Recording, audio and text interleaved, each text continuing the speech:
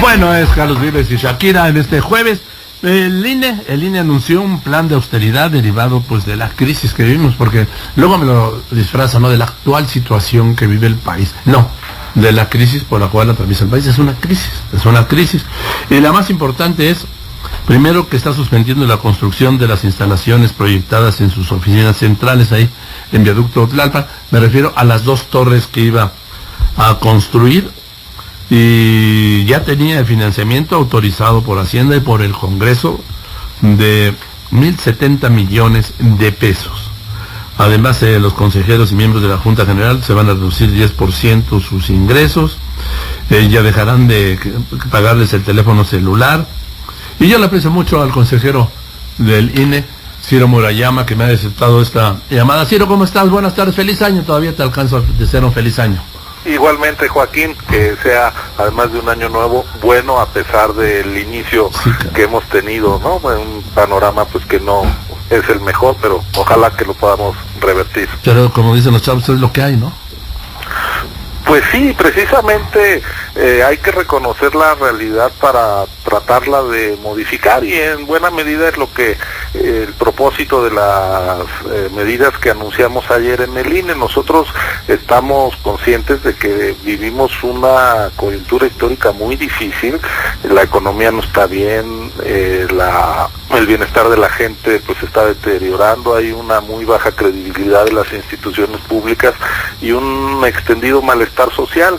Frente a eso, yo creo que los funcionarios públicos no podemos permanecer ajenos ni ser sordos a las exigencias de hacer un uso muy racional de las finanzas públicas, y por eso es que, aunque consideramos que es pertinente que en algún momento el INE sustituya el pago permanente de alquileres en rentas en la Ciudad de México, que son alrededor de 100 millones de pesos, pues mejor tener un patrimonio que sea público y que permanezca como propiedad de la nación, pero pues creemos que no es el momento, y nosotros también creemos que debemos concentrarnos en nuestra misión fundamental, que es organizar el proceso electoral que empieza este año y termina con la renovación de la presidencia el próximo año.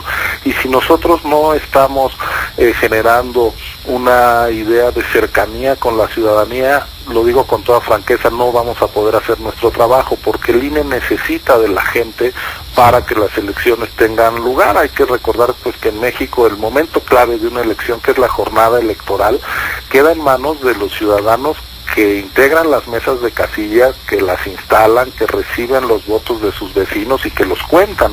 Ese momento clave, sin la colaboración de la ciudadanía, pues no se puede llevar a cabo, y a nosotros pues nos interesa que la gente se haga cargo, tome en sus manos las elecciones, y para eso tiene que percibir que tiene un Instituto Nacional Electoral cercano, solidario, no ajeno, no de espaldas a los problemas que vive la gente en su cotidianidad. Mira, a mí me parece, la verdad, una gran decisión. No sé si acerca a los ciudadanos al Instituto Nacional Electoral o no, pero me parece, sobre todo si lo comparo con el plan, entre comillas, de austeridad, que yo creo que lo patrocina Mass Factor o algo así, el de los maquillajes, en el Senado. Dices tú, bueno, no se tocaron el sueldo, siguen con los vales de gasolina, vamos, algo estrictamente falso, pues, para decirlo muy claro. El que hayan anunciado la cancelación de estas 2 torres y devuelto pues 1,070 millones, 1,000 millones de pesos, me parece que es algo que debían imitar en el Poder Legislativo, en el Poder Judicial, gobernadores, congresos locales, presidentes municipales, algunos de los ricotes, ¿no? Y yo creo que este podría ser el antecedente. Espero que no sea una decisión única, ya sé que no está a tu alcance eso, pero vamos, van a tener que hacer las elecciones, organizar primero las de este año, las 4 de este año, 7 gobernadores y las municipales de Veracruz, y las de el año que viene, que va a ser pues ahora sí que la madre de todas las elecciones.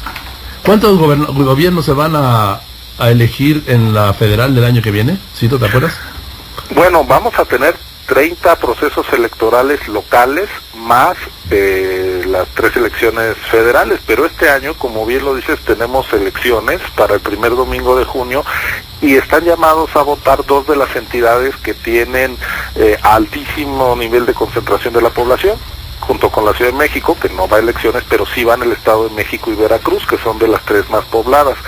Y si a eso sumamos Nayarit y Coahuila, tenemos prácticamente 20 millones de ciudadanos que pueden votar. Eso implica que nosotros tenemos que visitar 2.600.000 domicilios para invitar a los ciudadanos a que integren las mesas de casilla solo este año, y el año que entra pues vamos a visitar más de 10 millones de domicilios invitando a la gente. Por eso es que es muy importante la cercanía con la ciudadanía, y además yo creo que precisamente en este momento de malestar social, de crispación, de enojo, yo creo que hay causas que lo justifican.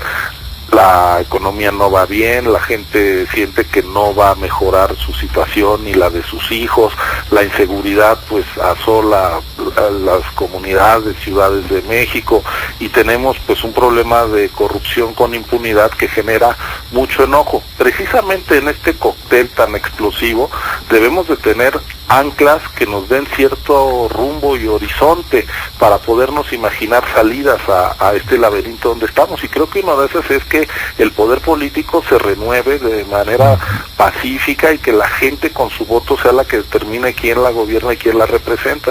No creo que podamos prescindir de ninguna manera del expediente electoral para resolver nuestros problemas. Entonces yo quisiera que las elecciones, las propias campañas fueran una oportunidad para discutir los problemas de México, para repensarnos.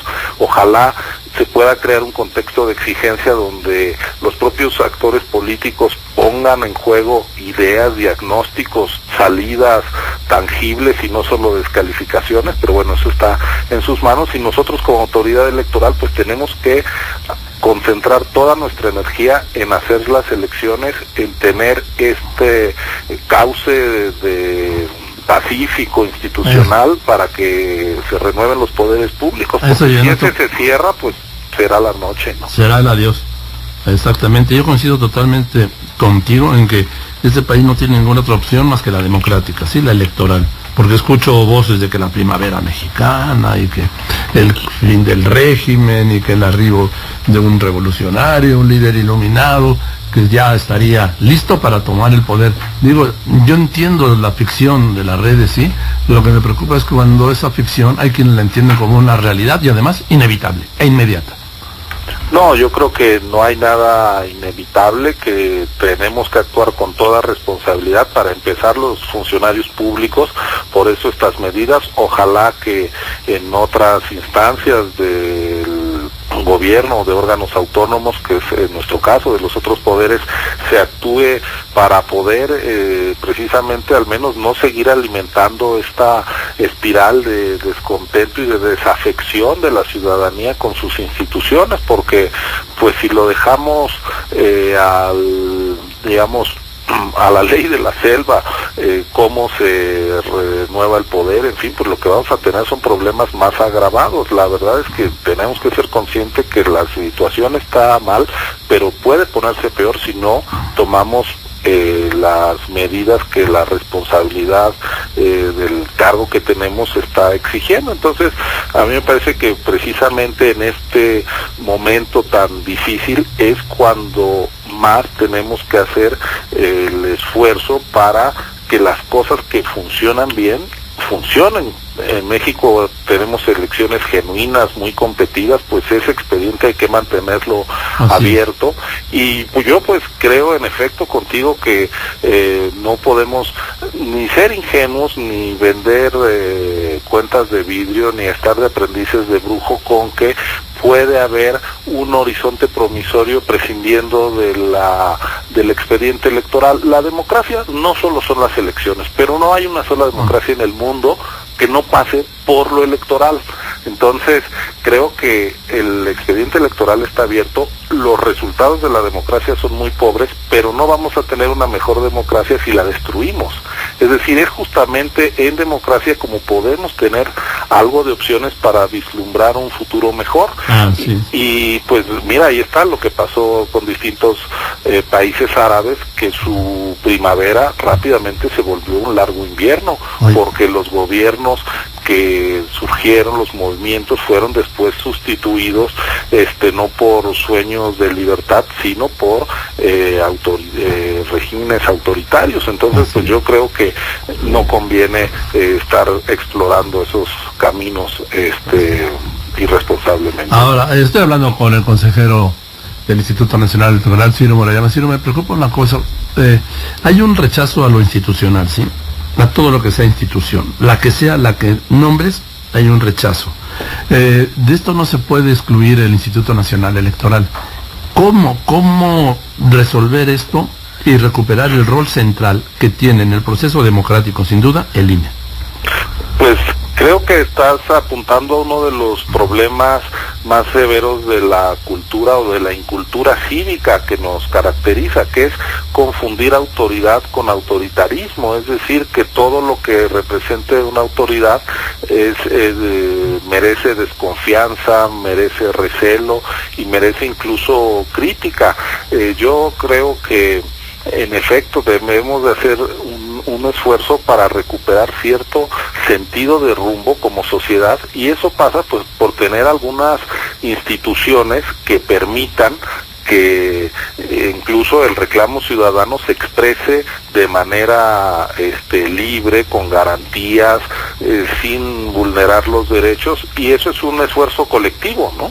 Así es un esfuerzo colectivo, y esa es mi inquietud, ¿sí? Que lo que tenemos que hacer es reforzar, en este caso, la credibilidad y la sustentabilidad política y social del INE de cara al proceso electoral del 18. Así es, yo creo que lo que hay que defender, más que al INE, aunque es indirectamente, es a la necesidad irreemplazable de tener elecciones genuinas. Sin elecciones, pues la humanidad nunca ha dejado de disputarse el poder, por pequeña que sea la colectividad humana de que se trate, pero también en toda esta historia larguísima, la humanidad solo ha inventado una fórmula para que no sea matándose, para que no sea el más violento, el más fuerte, el que a través del terror se imponga sobre los otros y con el recurso de la violencia. Y ese invento se llaman las elecciones, y eso es lo que tenemos que cuidar hoy en día. Y yo creo que la mayoría de la gente, por enojada que esté, no quiere que sea una oleada de violencia la que defina quién la gobierna.